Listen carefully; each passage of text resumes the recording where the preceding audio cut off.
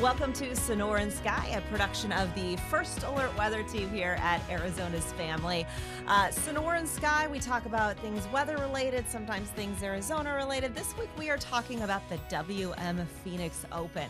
Coming to town soon. We are currently recording this the week before the Open, but that's because of our guest today. I also have another guest here. We've brought in our sports director, McClune. I brought you in because you're a little more of a golf expert than I am. You know golf a little more. I know weather a little bit more, though. I like the golf expert. Golf expert. Yes. Okay, well, yes. that might be Can I a do that stretch, full time? but... Is that a job? Yeah. Oh, well, it is. I don't think it's your job, though. Okay. Well, so how many questions have you had about the forecast to the Phoenix Open? Because I've had about 9 people ask me what April says the weather's going to be like, and they're going to blame you if the weather goes bad. But I think today's guest, we can blame him as well. This is true. I'm going to give everybody people. somebody brand new to blame here. Exactly. You know what? There's always so much anticipation of this week because everybody wants the weather to be perfect for this week of the WM Phoenix Open. But after what happened 2 years ago, and we're going to talk about this on the podcast today too, after what happened 2 years ago, I mean, there is just... so much concern about let's not repeat that ever again. So, yes, and it was your fault. It was not. Yes. It was not my fault. Okay, so let's bring in Wade Stettner. He is our guest today on our Sonoran Sky podcast. He is a weather risk consultant for the PGA Tour, and you are coming to us today from the LPGA Tour in Orlando. Wade, thanks for being here. I am. Thank you for having me. Now, we've met several times over the years. You've been out at the Phoenix Open many times helping to forecast for that event. How long take us back to start, I guess, your journey to becoming a meteorologist for the PGA. So I work for DTN, which is a weather company, and then we contract our services with the PGA Tour. I started on the PGA Tour back in 2005, so this is my 21st year. Working and we do all golf events, whether it's PGA Tour, the LPGA. We just added the DP World Tour to our portfolio this year, so we're doing a lot of the European Tour events as well. So we cover golf globally, and we have a team of 9 of us that do this for DTN. Wow! And did your passion start with golf, or did it start with weather? I started with weather, and I got into the golf business, and I love it. I really do. I'm interested to hear about your setup at each tournament. Do you have multiple screens you're looking at? How similar would it be to maybe like walking into Good Morning Arizona at 7:15 in April trying to figure out if there's a trough of moisture on the way? Like how does it work? And if we were to catch you during when weather could be happening during a tournament, what would that look like in your day's work? So being we travel week to week and we have kind of like a temporary office setups generally, it's a little bit more simple than you would think. It's me, 2 laptops, and an iPad. And I can do everything I need to do there. We communicate with everybody via like radio communications and or cell phones. But, we set it up. We give briefings. Anybody can come into the weather office anytime they want to ask questions. And when weather's in the area, that's when really things really do kind of ramp up. And you have a team of people who are kind of in the weather office, and we're making decisions in real time. I think he was hoping you had this rigged up like on a golf cart storm chaser. Oh, yeah. With like a Doppler on top rolling around. A weather the course. dog. Do you carry a weather dog like Kirk Herbstreit in college football? Weather dog walking around? I do bring my dog to the Boeing Classic, which is my home event in Seattle. He's the office dog for the week. Awesome. What's his name? Snickers. Oh, man. Snickers the weather dog. That sounds awesome. Tell us about where all you get to travel. I mean, this just sounds like an incredible job. Seeing some of the world's most beautiful golf courses, getting to forecast weather. Take us around everywhere that you get to go and tell us about your favorite. So, man, it is a lot of travel. I'm on the road 26 weeks out of the year. Wow. I'd say the majority of my schedule is within the continental U.S. With the PGA Tour, but there's been more and more international travel and kind of global travel with that.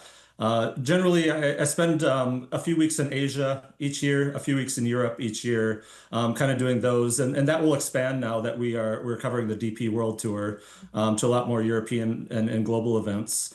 My favorites by far is being able to work at the Olympics, and that's been a real honor for me. I've been invited to do forecasting for the Olympics for the last three, including Rio, Tokyo, and Paris a year ago. So that's really kind of been the highlight of my career out here is being able to forecast for the Olympics on site. Well, I wonder. So, how do you prepare for each event? Because I would imagine, okay, I now have to be an expert in weather in Japan. I have to be an expert in Florida. I have to know exactly when it's going to rain based on trying to get as many players in the clubhouse as possible to finish this round for factors, TV, guys trying to make money. There's a lot of people who want to know when it's going to rain or what the weather's going to be like. So what's that look like for you, the preparation process? Yeah, with a tournament, there's a lot of moving parts, and every division or committee has their sort of weather trigger points that might be different than the others. And you get to know these people, you know what's important to them, and you really kind of communicate that. The good thing about this is we're interested in the one location. Unlike a TV meteorologist where you're forecasting for an area, for a state, for a multi-county region, I'm focused on the one location. And we take a lot of notes. We type up tournament reports at the end, so we know the intricacies of the weather at these locations, and especially when you're on the West Coast, you have a lot of microclimates that you deal with. It's a lot different if you're right on the beach versus an inland location. I feel like you become a very good meteorologist on this job because you're forecasting weather at all these different locations and all these little specialty sort of forecasts that you put out, and you want to be as accurate as possible for this location that you're at that week, and that's what you focus on. And after years and years and years, I feel like you become a really good meteorologist that way. Mark mentioned, players want to know what the weather's going to be like. Course managers want to know what the weather's going to be like. But you're also trying to keep a crowd safe, and that is really an issue here in Arizona. When you come to the WM Phoenix Open, I mean, we got crowds. Yes, the biggest in the world for sure. And so I imagine the biggest risk there is lightning, obviously, with any of these probably, in terms of keeping crowds safe. But I know I've heard them talk about this before, the emergency managers out at the Open. If you had an event where you had lightning moving in, trying to evacuate a crowd of that size that's spread out like that in a short amount of time, that becomes a little tough. It is a challenge, and for sure the Phoenix Open is the biggest challenge of them all. Luckily, historically, the Phoenix Open has had really good weather. There's only been a handful of years where there's really been sort of impactful weather at that tournament. A typical tournament, it kind of goes smoother, and there's tournaments where you have weather every single year. Mm-hmm. Like when you're in Texas, when you're in Florida, these spring events where you have weather every year, and they become very good at it. I always get nervous at tournaments that normally don't have weather, because then I worry that they're unprepared for when they do have weather. Oh, and because of that, we put the messages out early. We try and get messages out on the scoreboards to the spectators, to the emergency managers as early as we can, so they can handle the evacuation process if we need it. So is the team of PGA Tour meteorologists, is there any competition to come work this event because the weather has been what it is, and maybe there's a situation where you can kick your feet up a little bit most of the time? At least, I mean, everybody makes the jokes to April, 72 and sunny. How hard is it Yeah. You get that too? I mean, a little bit, but the Phoenix Open, just because of the size of it, we tend to send the more experienced meteorologists, to that event. Despite the fact that it's typically easy, when it's not easy, it is incredibly difficult. So definitely, the Phoenix Open gets a more seasoned meteorologist each year that goes to that event. Yeah, I was going to say, I've talked to you several years out there, but I know you're not here every year. I'm trying to remember, were you here 2 years ago? I was not. That was an off year for me, and I feel what like happened. Yeah, now we know the problem. It does happen. Then it was April's fault. It wasn't your fault. The problem is they didn't send Wade. Okay. Yeah. How do you make the decision? I guess, what are the big decisions you have to make? So say we have to stop play. We've all seen I've always wanted to be the marshal with the horn. That looks like a tremendous bucket list to blow the horn, and play is suspended. That's a big decision to make. So how does it go from this weather we got to keep an eye on, and we just got to shut it down? So the PGA Tour has a weather plan, and we'll start issuing messages on the scoreboard. We kind of go to like code yellow, code orange, code red is when you actually blow the horns and evacuate people in. So it's kind of a stepped process. And in each one of those steps, the committees all have instructions. If we go to code yellow, everybody knows what to do. If we go to code orange, which is the step before we suspend, everybody kind of knows what to do to make preparations for it. And then when we are to the point where we blow the horn, then everybody should know what to do. So the PGA Tour has been doing this for years and years and years. They have a well-developed plan in place to take care of everybody. They need a weather light. So April has like a weather light in the weather area. Royal has the weather. Yeah, it's like. Do you have one of those? Yellow. It's really a stop. It's a stoplight. Okay. So will you actually get on the walkie-talkie and say, okay, code yellow, code orange, and then that gets relayed? I will. I'll get on the radio with the tournament director and say, hey, I want to go to level yellow right now, and then we'll start broadcasting that out on all the electronic scoreboards for all the spectators and everybody to see. And then the same step when we go to the next level, and then leading up to an evac. If we get to an evacuation situation, I always talk to the tournament ahead of time, like how long will it take to safely evacuate everybody out? And they'll give me a number, and that's my goal. We have to blow the horns to give this amount of time for everybody to get to safety before the storm gets on top of us. That's not always possible because oftentimes you have pop-up storms. Sometimes storms are moving too fast, and so it's always a challenge. But we do what we can.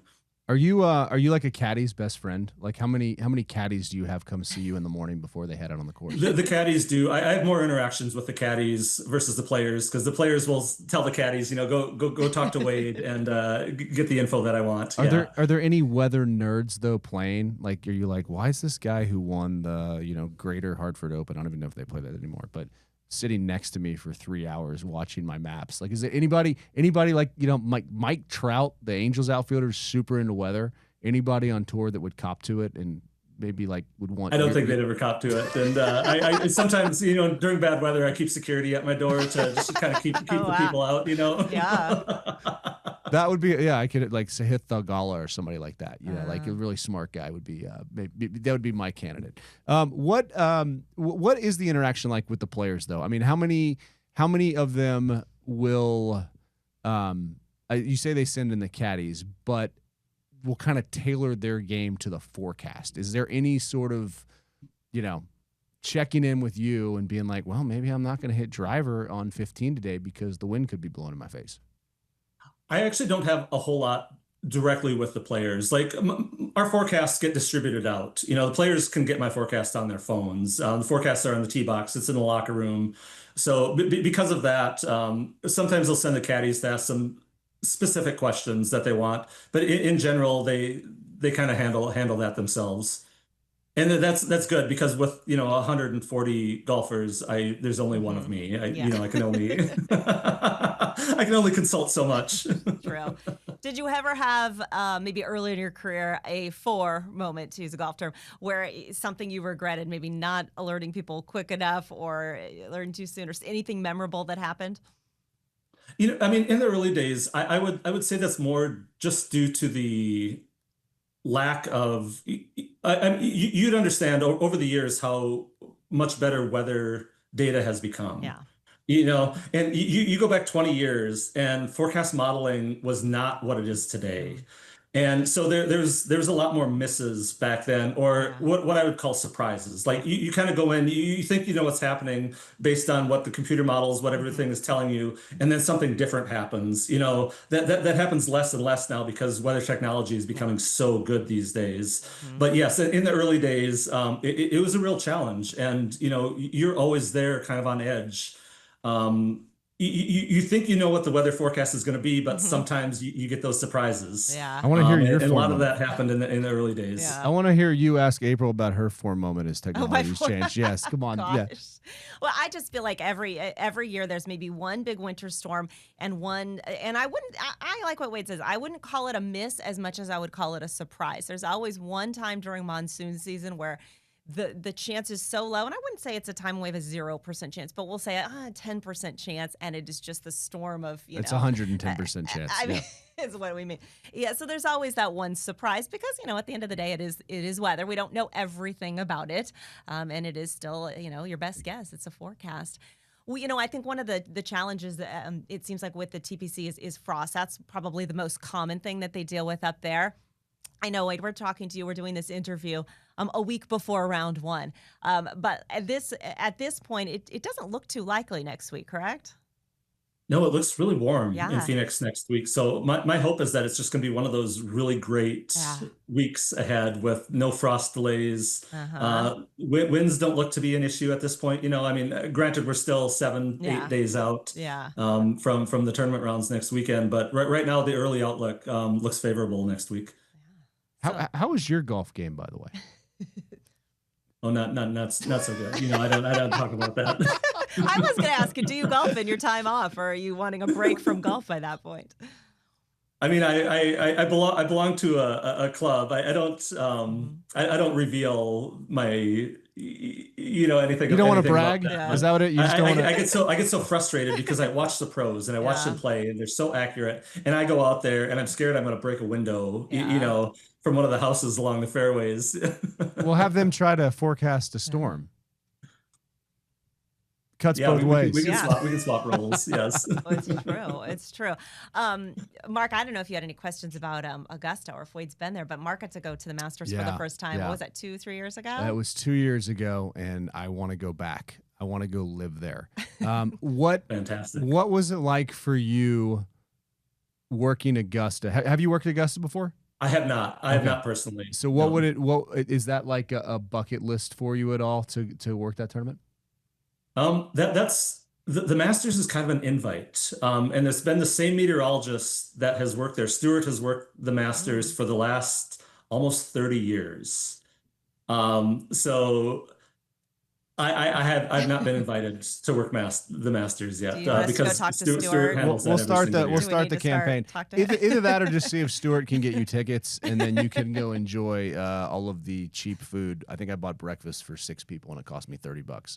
But I was blown away by how they get the course in that good a shape, and just the whole setup. It was a bucket list place for me. Is there a bucket list place for you that you've been or would like to go in the golf world? I feel like I've gotten to live my bucket list item by working the Olympics, especially the Paris. The Paris one is the one I was really looking forward to. Yeah. The next one is in LA. I'm very much looking forward to that one, but those are kind of my bucket list items for sure. Awesome. Got any more questions, Mark? No, I'm gonna just ask you the rest of the weather questions. I think we've. I've learned a lot. I would love to hear y'all nerd out on weather, but I'm sure he's got other work to do. Well, I bug Wade every time he comes to town. Every time he's here for the WM Phoenix Open. So I'm sure I'll be bugging you out there next week. But I know you're busy. You mentioned you're covering an LPGA event this week, so we really appreciate you carving out the time for us today. Yeah, of course, absolutely. All right, we'll see you soon in Scottsdale. Great. See you next week, April. Thanks so much, Wade. All right. And thank you so much, Mark. If you need any golf tips, I can help you out with that too. Okay. Yeah. Thanks. I have a full-time job and I watch kids, so I don't play golf right now. This is true. But at some point, I will be a better golfer than you. It's just not right now.